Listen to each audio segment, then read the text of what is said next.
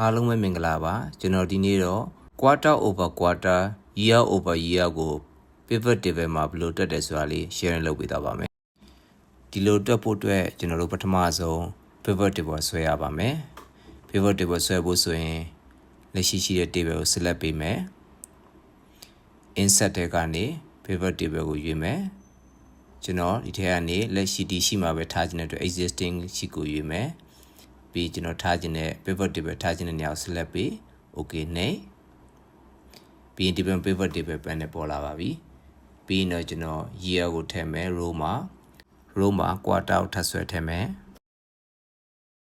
sales ကိုတော့ကျွန်တော်3ကတီ value နေရာမှာဆွဲထည့်မယ်ကျွန်တော်ဒုတိယ sales column ကို quarter over quarter တွက်မှာပါအဲ့တော့ကျွန်တော် right click နှိပ်လိုက်မယ်ပြီးရင် show value as ဆိုတဲ့နေရာမှာ percentage different from ဆိုတာလေးကိုကျွန်တော်ရွေးလိုက်မယ်ကိုက quarter တွက်ချင်တဲ့အတွက်ကြောင့်ကျွန်တော် quarter ကိုရွေးမယ်ပြီးရင်တော့ base item မှာ previous ဆိုတာလေးကိုကျွန်တော်ရွေးလိုက်မယ် okay နှိပ်လိုက်မယ်ဒါဆိုရင် quarter over quarter လေးရပါပြီကျွန်တော်ပေါ် heading လေးကိုအရင်ပြောင်းလိုက်မယ် QOQ ဆိုပြီးတော့အဲ့လိုပဲ year over year ကိုကျွန်တော်ထပ်တွက်မယ်ဒီပုံစံတိုင်းပဲ right click နဲ့ show value as